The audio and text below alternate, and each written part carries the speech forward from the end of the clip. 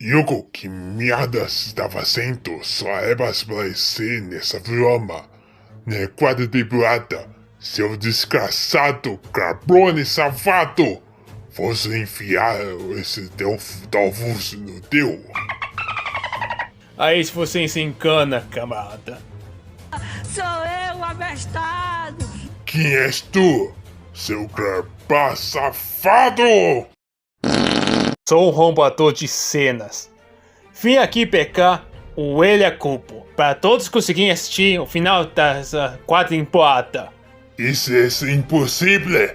Como vai fazer algo tão impossível como esta? Vamos abrir um sistema de membros no canal para ajudar nosso trabalho aqui até o final da quarta temporada e outras continuações. Como Bestiale, Lancelot, Raven. Está aí louco? Ninguém é tão rico para lhe ajudar-lhe. Estou aqui para ajudar todos. Por isso que o sistema de membros vai ser 1,99 para todos. Impossível. És muito barato. Finalmente saiu o primeiro episódio especial topo da quarta temporada e aconteceu muita coisa. Uma das maiores revelações que toda a história que conhecemos sobre o conceito dos 6 heliotrópicos está totalmente errado. Uma das maiores provas disso é Chip estar vivo junto com Corran Kolanka. E quem foi que eliminou Chip foi a Tony, a versão sem emoção do Yuko, uma combinação de poder de Rakfu e Studs. Eu recomendo que você assista esse vídeo até o final, porque vamos ter muita coisa para falar aqui. Meu Sanskra, tenho muita coisa pra falar aqui. E com os meus like fãs, meu nome é Kunai, você já sabe, fã que é fã, deixa o like no início do vídeo. E além de deixar o like, me siga no meu Instagram oficial e no nosso Facebook oficial. Uhul! Que está aparecendo aí na tela e é quem aparece na descrição. E com isso, convido você que não é inscrito a se inscrever e ativar as notificações para não perder o próximo vídeo e as novidades. Oferecimento, nosso canal de gameplay, Canal Katana, primeiro link na descrição. Tudo começou com o Oppo estando na ilha de Oma, onde Corran Kolanka estava escondido com os Delfus do Yuko e Atamai. Mas diferente dos jogos Land Rakfu, Corran Kolanka está totalmente sofrendo, fazendo uma pequena quebra na lore de Rakfu. Mas bem, junto com o Oppo está 5 irmãos dele, todas as versões do Yuko e Atamaeko. E todas as versões do Yuko que estão junto são a Tony, que usa uma máscara, Repulse, que parece o Rapicho do Harry Potter, Poilon, que parece uma mistura de um Iop Papa com um Heliotrópe, que por sinal ele literalmente já eliminou uma boa parte dos dragões do mundo dos doces. Sinter, um Heliotrópe pequeno que é bem mais rápido que qualquer um dos seus irmãos. E uma versão do Yuko que é totalmente desconhecida, e por sinal ela é mulher. E a única versão do Yuko que consegue usar Studs como portal. E ela provavelmente é a segunda versão do Yuko mais poderosa, perdendo somente para o Deus Rei. Isso aí só começa uma porrataria. Poilon só querendo um duelo contra Krukow.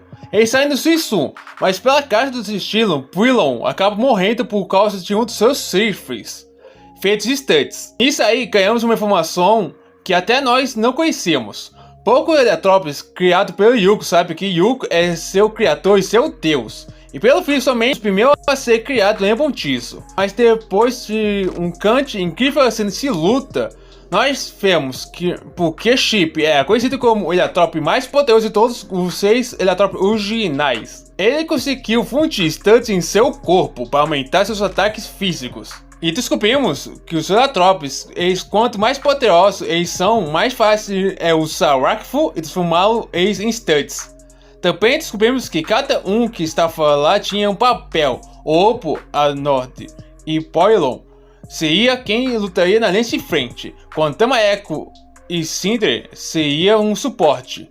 Sendo Cinder um plano C, de pegar o Heliacupo e sair correndo, enquanto Repulse, seu trabalho seria literalmente recolher informações, e pelo que vimos, a maior parte de suas informações eram bem horríveis, porque ele tinha afirmado que Krukow estava sozinho, com o Heliacupo e os 6 Delfos Heliotrópicos estava bem fraco.